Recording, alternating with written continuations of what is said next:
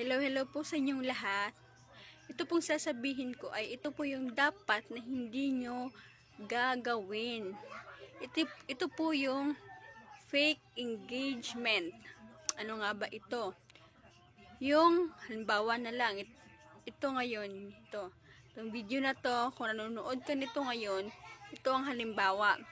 Hindi mo pa tinapos panoorin at nag-like ka agad at nag-share ka at nag-comment ka pa, pero hindi mo tinapos panoorin ang video na to.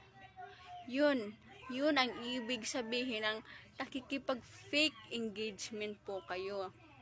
Naku po, wag niyo po yan gawin dahil madidetect po kayo ni Meta at magkakaroon po kayo ng restriction sa inyong Facebook account.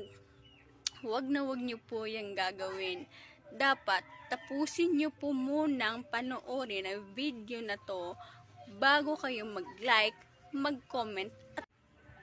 Kaya po, so ayun, alam nyo na wag nyong gagawin ang makikipag-fake engagement.